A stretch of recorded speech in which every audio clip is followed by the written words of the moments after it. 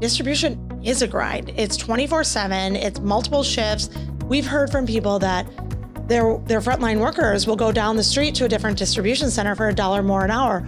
Well, it costs $8,000 on average to replace that person and train them. Whereas if we could just put that investment into coaching and training the managers to work with their frontline workers to make them feel like they're part of the organization, that really will help the businesses keep jobs here in Connecticut, keep their businesses running efficiently and effectively, and also increasing the bottom line.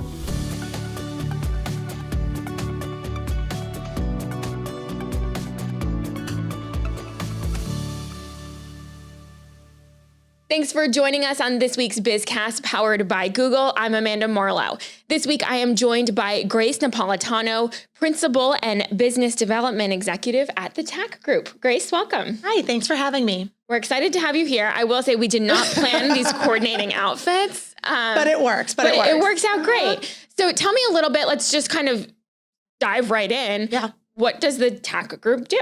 So we're a supply chain operations consulting firm. We are focused on operational excellence within distribution and fulfillment centers.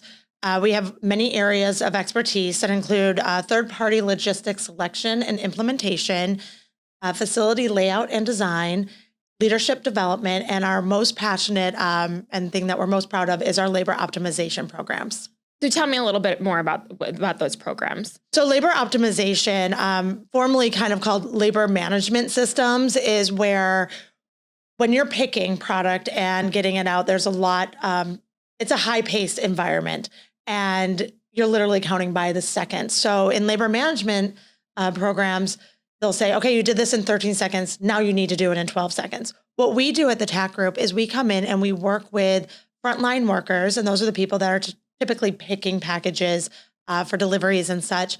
And we work with their managers to teach them how to train them, how to coach them, how to get them empowered to be a part of the common goal. So we're very passionate about making sure people enjoy coming to work and not just being kind of like a racehorse being whipped, go faster, kind of giving them the why behind what we're doing. And a lot of these companies are already collecting all of this data. Yeah. They're just not maybe using it most efficiently or using it at all. So we partner with those system implementations. So the LMSs, the WMSs, there's so many MSs in management solutions here that we partner with. And once they have that data dump, we work with their team to understand how to use that for more efficient processes and how to create their operation to work with those numbers. What do those numbers mean? And how can they manipulate them to increase efficiency within the warehouse? And so you mentioned a little bit about passion.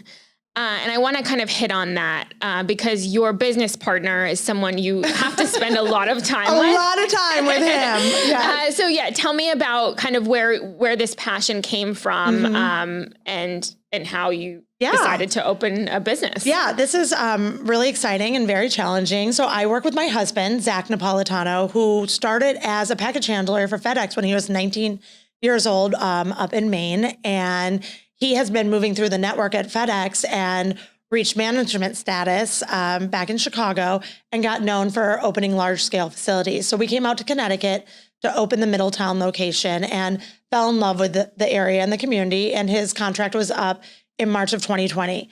So nobody was moving back home in March of 2020, and ADUSA came and asked him to help open the facility, that's the old former JCPenney location in Manchester. So we decided that was going to be a great opportunity, and he did that. And through the year, as COVID caused a lot of struggles and challenges, and they implemented a new WMS there were a lot of challenges, and consulting teams came in to help. And he really kind of fell in love with that area and working with different companies to help with their operational excellence. So after a year of consulting through some third-party providers, I said to Zack, I have the business operations background. I have sales and marketing. I have 25 plus years in, I shouldn't say 25 plus, that really ages me. But I do have the experience in sales and marketing as I was a publisher and lead national ad director for Chicago Sun-Times back in Chicago, and was responsible for $30 million plus dollar budgets. So, and ran teams. I said, I got this. I can do it. You are the most passionate operator that I know. And he had so much care for the people that worked for him, for his employees. He really cared about what their life story was, not just how they could perform for him and for the operation. So I said, if you trust what I can do, I trust what you can do. And the TAC Group was born. And where did the name come from? Well, thank you for asking. Since it is a family-run business, we kind of looked back. What was really important to us? Our family is so important to us. And both our children were born on Artesian, not on, but we lived in, our house was on Artesian in Chicago, Artesian Street. And it's a big main thoroughfare in Chicago. And we said, okay, we're going to be the Artesian Collective. And when we started telling people that, they thought it was artisan and thought we were making candles and whatnot. So we quickly changed it we took it to an abbreviation. And so we are now the TAC Group, but still in the core of us, we are the Artesian Collective. And that's where our family started and grew. And you've been able to really grow that family here and the business. Yeah. Tell me, obviously coming in from, you were really outsiders to Connecticut. Yeah. You came in, obviously worked here and lived here for a couple of years and then decided to launch a business. Yeah. To launch a business like that, you usually need a little bit of community buy-in. Can you talk about that? Yeah. We did discuss going back to Chicago to start this. This is where Zack, especially in his operations, his network is there. But because we have that Maine connection and ADUSA, which is Stop and Shop Hannaford, that is based in Maine as well. So we did have a lot of network here. But mainly, it was our social community that we had.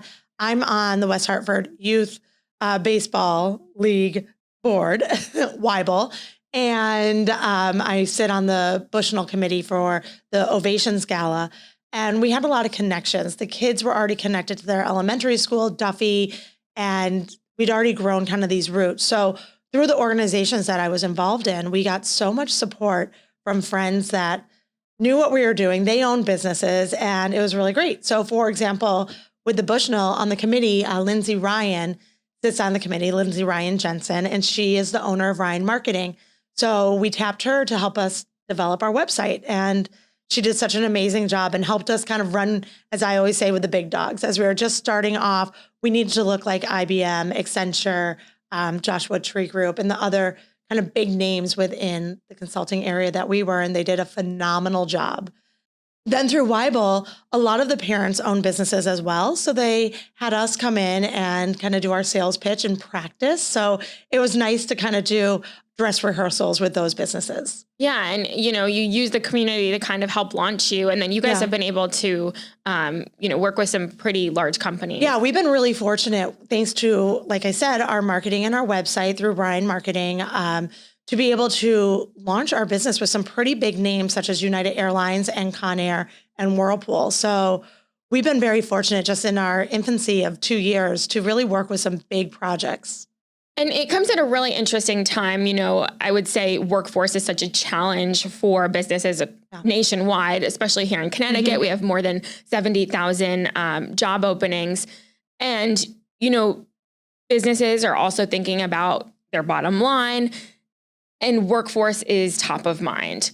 So tell me, why you guys feel and see that really with what you've experienced and what the companies that you've worked with. Well, I would go back to Zack's experience at FedEx. I mean, he was 19 when he started, and it was his managers who promoted him, in a traditional sense, but also promoted him within himself and told him he was able to do things and coached him and really strong until he came across a manager who just didn't have that skill set. And here it was, I'd say about 20 years that he had been being groomed to grow into a management level and executive level with FedEx, and just kind of lost it and lost that passion. I'd always joke that he drank the Kool-Aid, and he just kind of set that cup down one day and said, I don't want to do this anymore. It was such a grind, and distribution is a grind. It's 24/7. It's multiple shifts. There are reports coming in at 3 a.m. There are holidays being missed. There's birthdays being missed, not to mention all of the sporting events. And it's not for the weak, really. And to know how to support those people who are on your front line, who are trying to manage everything, how to give the skills to managers who they themselves have just been promoted from the front line.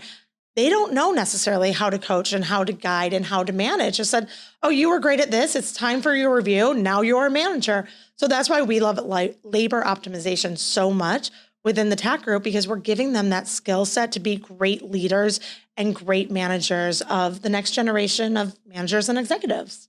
I love that. And it makes me think a little bit too, just kind of giving people skill sets. Yeah. He's, you guys look at this as sort of a giving back way, right? Yeah. Well, and also I think there's things like anecdotally, we've heard so many stories of the workforce, the older generation, they're retiring, they're taking that tribal knowledge with them, a lack of communication styles between an older generation and the younger generation. So much technology being brought into distribution centers that we're very, like I said before, passionate about that labor piece. How do we keep people in the organization? We've heard from people that their frontline workers will go down the street to a different distribution center for $1 more an hour. Well, it costs $8,000 on average to replace that person and train them. Whereas if we could just put that investment into coaching and training the managers to work with their frontline workers to make them feel like they're part of the organization, that they're valued and that they matter. And that really will help the businesses keep jobs here in Connecticut, keep their businesses running efficiently and effectively, and also increasing the bottom line and really turning profit. I want to switch gears a little bit. I know we've talked a lot about, creating this business, you and Zack's story, but I do one of your other passions is really helping women business leaders. Mm-hmm. Can you talk about kind of your experiences leading up to this and then, kind of what you've been doing now to support women? I think it's like basic that we got to say. Obviously, I'm very passionate. We've used that word a ton. That's my Midwest roots. But, I graduated college in 2000, and that's when I started my career. And this was second generation of women being leaders. A lot of the women who were my managers and mentors, they had stories from the 80s of women who weren't allowed to stay at work once they got pregnant. We really fought. We were the first kind of management level in some of the industries that I've worked in. So I've always thought that it's so important for me to speak up for the women who come behind me, who are in my footsteps. And I've never seen anyone as a competitor. I've only seen them as somebody who can make the organization stronger. And I really believe that all ships rise in the tide. I'll even share a story. I'm very, very, very passionate about women working after having children. And for us, I worked in a male-dominated media industry, or for me, I should say, a male-dominated media industry. And I was the first woman to actually be pregnant and have a child and go on FMLA within my organization. It was a big organization. It was wild to me that I was like chartering the rules and such for the women who were going to come behind me for when they were having children. And I was just shocked at how much I had to fight and how much I had to explain and working with from the CEO, HR to my publisher. And that is truly something I am very, very passionate about, is helping women, one, speak up for what they need.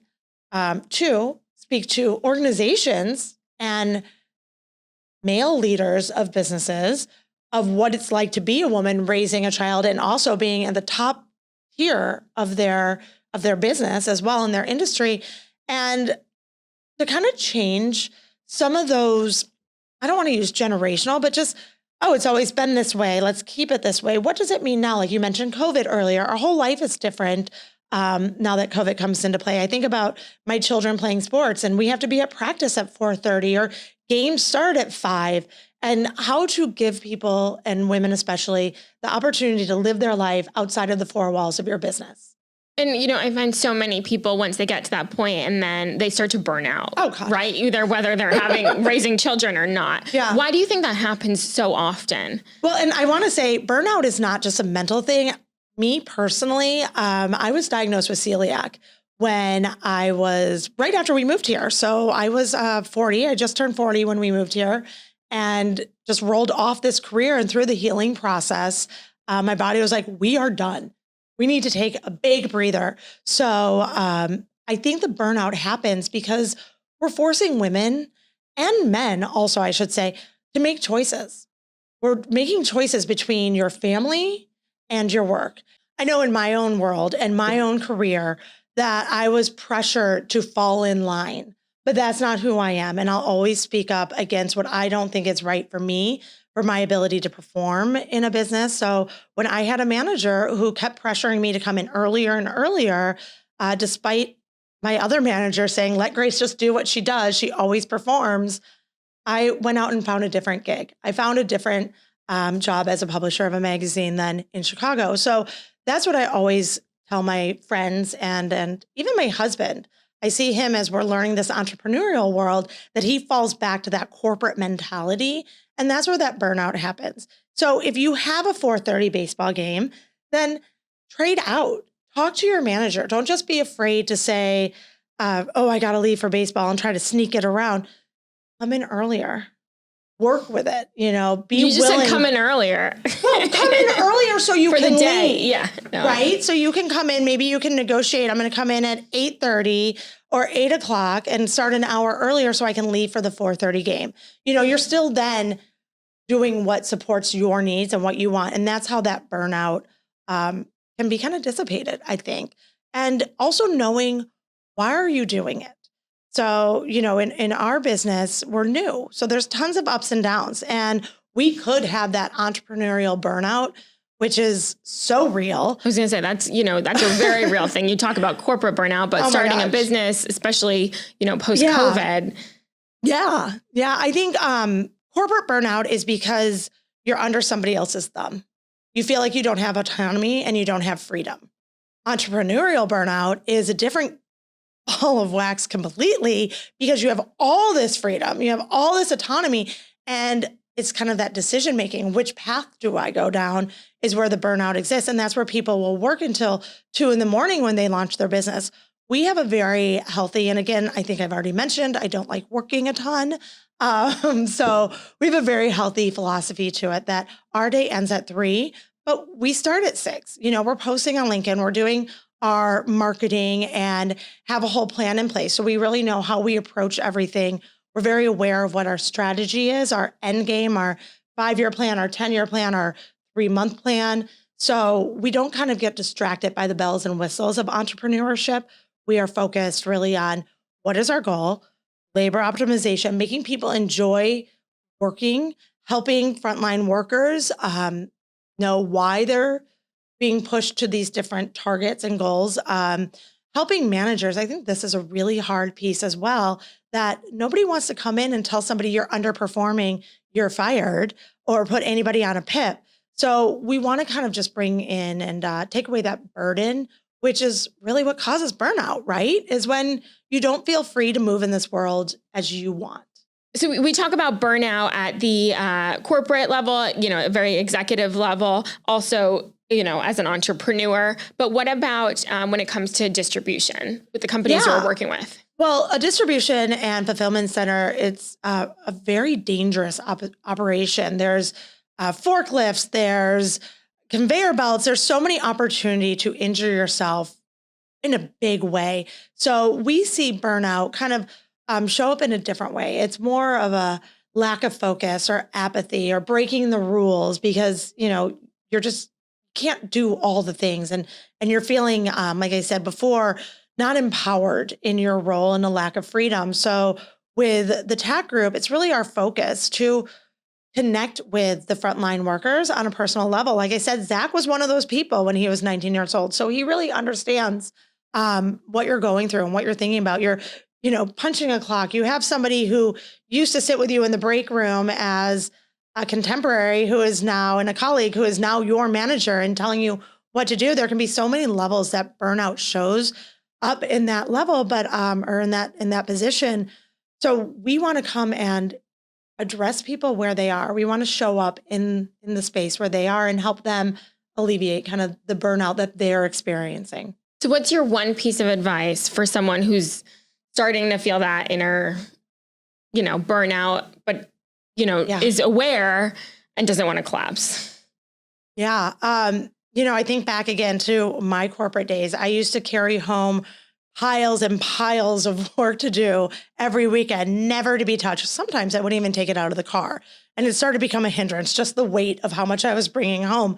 And while I could literally see, magazines and newspapers, there's literal weight with it. That was the weight that I was carrying on my shoulders. So creating boundaries within your own mind, I think, is really important, and holding those boundaries. So, for example, a tip that I have is I turn off my phone.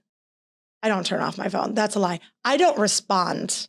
I don't respond unless it's necessary. Block it out. I know. It's like, this is not for now.